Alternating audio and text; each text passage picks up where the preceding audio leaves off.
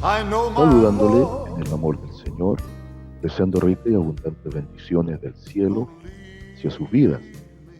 Llegado la hora de compartir el devocional, el pancito diario de vida que tanto bien hace a nuestras almas. Hoy corresponde nuestra sección que tenemos cada 15 días, no es bíblico. En el no es bíblico del día de hoy, quiero abordar la temática de los pactos. Y quiero que meditemos bajo este título: no es bíblico que el hombre pacte con Dios. Y estamos todos claros que nos toca un tiempo de iglesia muy complejo. Estamos viviendo un tiempo de iglesia donde muchas veces se ve la maldad donde no la hay. Ovejas entre ellas se muerden. Hay grandes celos ministeriales y pastorales. Y se termina muchas veces persiguiendo a los que quieren hacer bien y se les da chance y puerta abierta a los que mal hacen. Es un tiempo en donde, como bien dice el autor a los Hebreos entre el capítulo 5 y 6, ya debiendo ser maestros, muchos aún tienen necesidad de leche y no se les puede dar vianda. No hay un ejercicio espiritual para discernir. Hay poco filtro. Se ha perdido bastante la práctica del tiempo de los bereanos en el inicio de la iglesia en aquella época apostólica, donde se discernía claramente, y nos hemos alejado mucho del principio que presentó aquella iglesia denominada la iglesia de Éfeso, que probaba a los que decían ser apóstoles y no lo eran, y eran encontrados mentirosos. Y estamos en los tiempos de gran apostasía, donde muchas veces se habla de pactos, y se enseña que el hombre puede pactar con Dios. Pero la pregunta sería, ¿es tan así? ¿Es bíblico realmente que el hombre pueda pactar con Dios? Surgirá otra pregunta: ¿quién establece los pactos? Y quiero decirle de entradita que no es bíblico que el hombre pueda pactar con Dios. Después vamos a ir, mientras usted busca un versículo bíblico, algunos lo pueden tomar como caballito de batalla o bandera de lucha para decir que el hombre sí puede pactar con Dios. Y mientras introduzco, vaya al libro de Esdras, capítulo 10, en su versículo 3. Esdras capítulo 10, versículo 3. Y quiero decirle que hay entre 7 a 8 pactos. ¿Por qué 7 a 8 pactos? Desde lo personal creo que son 7, que se resumen en 2 grandes pactos. Y vamos a ver que todos los pactos provienen de Dios, no del hombre. Como es una simple meditación, no voy a profundizar, solo se los voy a nombrar. Y aquí donde pueden existir 7 u 8. 7 pactos serían de la siguiente forma: el pacto edénico, es decir, el pacto que Dios establece con la primera pareja en el huerto; el pacto de Noé o con Noé para los días de el repoblamiento después del diluvio; el pacto abrahámico o el pacto con Abraham de Génesis 12 para formar un pueblo; el pacto, podemos llamarle, de Moisés o pacto sinaítico, que está dentro de Éxodo 19 y 20, cuando recibe las tablas de la ley; el pacto levítico, que usted lo puede observar a través de todo el mismo libro de Levítico, que fue el pacto de santidad que Dios establecía, haciendo un Dios santo, haciendo un llamamiento a un pueblo santo.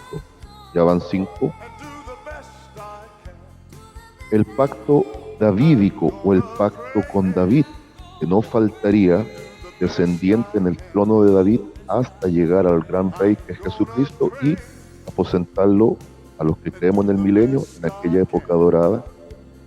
Y finalmente el número 7, el nuevo pacto, el pacto sustentado en la sangre del Señor Jesucristo, del cual Él mismo habló. Bien, esos serían 7 pactos. ¿Cuál sería la diferencia donde algunos notan 8 pactos? En el pacto edénico también hay un pacto adánico. Es decir, Dios pacta con el matrimonio caído en base a darle una promesa de salvación. La promesa de salvación, en Génesis 3:15 aparece la promesa de salvación. Ese sería el pacto sobre la pareja caída, pero también se reconoce un pacto adánico, es decir, el trato directo que en primera instancia tuvo Dios con Adán. Entonces ahí tendríamos la idea de 7 pactos, o si dividimos en 2 lo que pasó en el Edén, en el huerto, serían 8 pactos. Ahora, sabemos que la Biblia misma resume todo esto en 2 pactos. El pacto que estuvo bajo la ley, todo Antiguo Testamento, y pacto bajo la gracia. Todo lo que es el Nuevo Testamento sustentado en la propia sangre del Señor Jesucristo. ¿Perfecto? Ahora, un pacto tenemos que entender que es un contrato de testamento en donde es Dios mismo el que pone las cláusulas.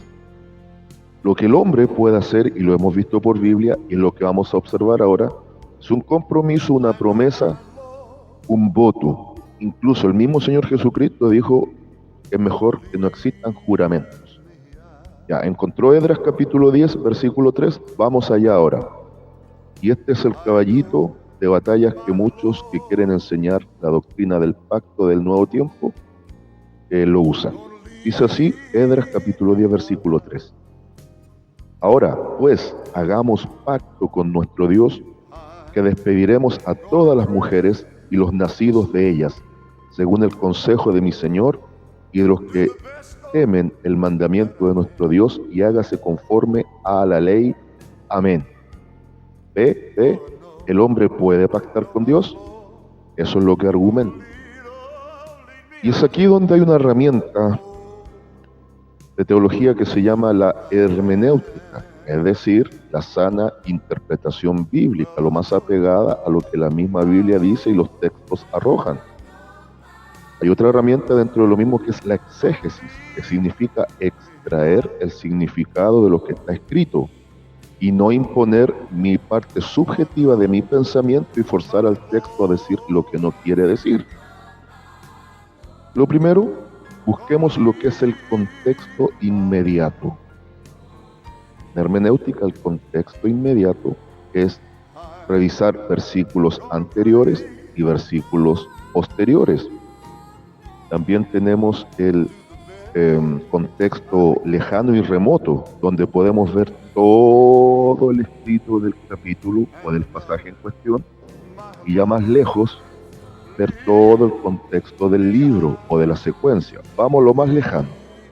El libro de Esdras, al igual que el libro de Nehemías y el libro de Esther, Esdras, Nehemías y Esther, son libros dentro de las temáticas de los libros históricos. Se denominan libros del post-exilio o del retorno. Entonces ya entendemos que el libro de Esdras nos va a mostrar el tiempo en el cual la nación que había sido cautiva 70 años en Babilonia retornaba a sus tierras. Entonces entendamos esto, era un tiempo de restauración, donde el pueblo tenía que restaurar varias cosas, incluyendo su relación con Dios. Ahora, vamos a lo más cercano. Reina Valera 1960 subtitula este pasaje del capítulo 10 de Esdras de una manera muy particular que nos va a permitir entender de qué se trata este versículo y el pasaje en cuestión. Habla de la expulsión de las mujeres extranjeras. Y el contexto es el siguiente. Retornando del cautiverio babilónico de 70 años,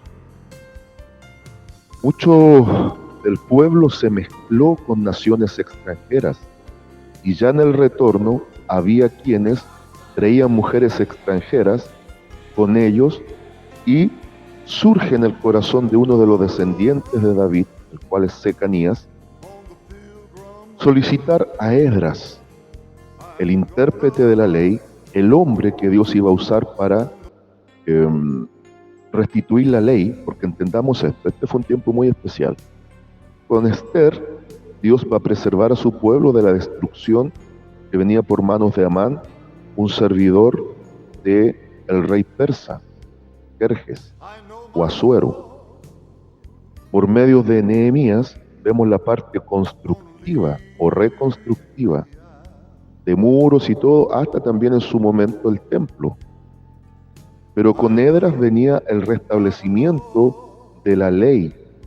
Es más, eruditos bíblicos dicen que el verdadero ancestro del judaísmo, como lo vemos ahora, o como se vio incluso antes de la caída de Jerusalén del año 70 después de Cristo, fue literalmente Esdras. A través de este se reguló, podemos decir, la religión judía. Entonces, no fue un personaje menor Esdras, fue el intérprete de la ley, fue el hombre usado por Dios para nuevamente posicionar al pueblo en la palabra, y es aquí donde este hijo de Jehiel, de los hijos de Elam, descendientes, podemos decir, de las líneas de David, le pide a Esdras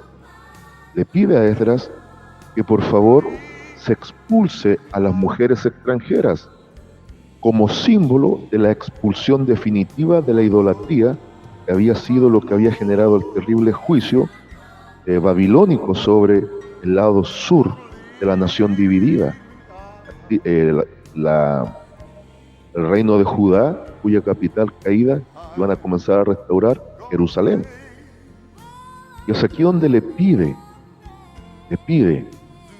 mientras Esdras confesaba, haciendo oración, humillación y adoración a Dios, le pide que sean expulsadas las mujeres extranjeras y le pide que se haga un pacto hacia Dios, de un compromiso, sobre todo de los príncipes que retornaban, de que esto iba a ser conforme a ley.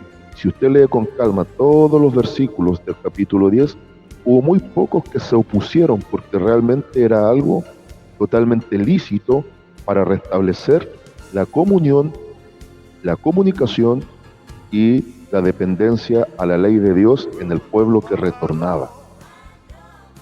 Y es llamativo porque este varón, no Esdras, usa esta palabrita pacto, de la cual muchos se toman para decir que sí, el hombre puede pactar con Dios.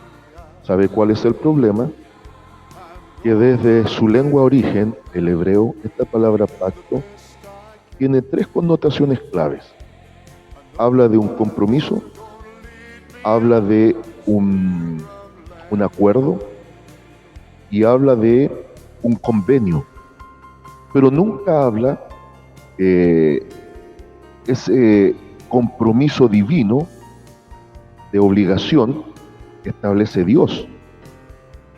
Aunque se usa la palabra berit, que tiene que ver con la idea del pacto, lo que aquí el contexto está indicando que no es que iban a hacer un nuevo pacto, sino que iban a hacer un compromiso los príncipes del pueblo que retornaba de volver al pacto original que quedó establecido a través de Abraham, el formador del pueblo, a través de Moisés, el legislador, y a través de David, el rey.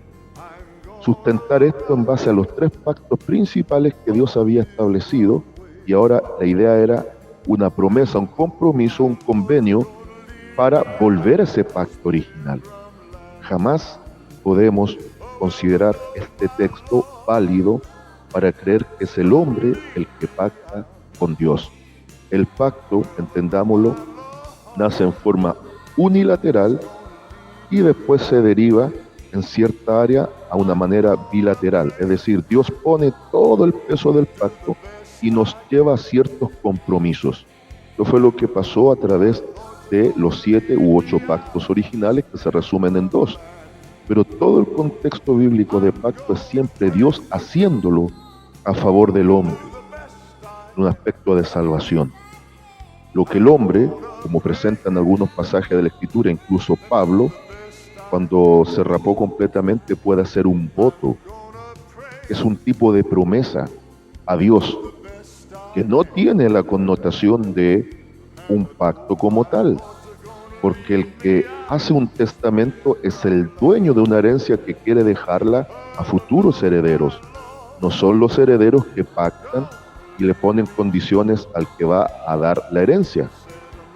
Pero hoy por hoy se sugiere, incluso a partir de textos aislados como este versículo, que el hombre sí puede pactar con Dios, de donde solo una falacia de argumentos es una mala interpretación bíblica, o simplemente sacar textos fuera de contexto para argumentar con pretexto y forzar ciertas interpretaciones a conveniencia.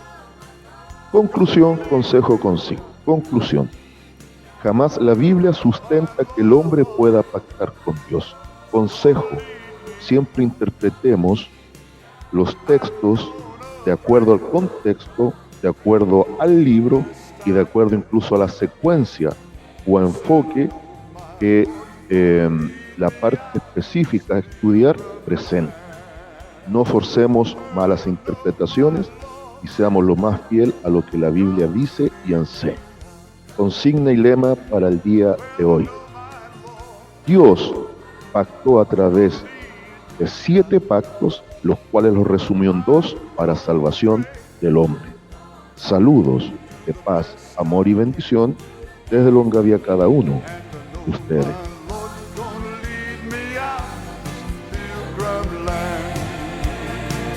And I know my Lord's gonna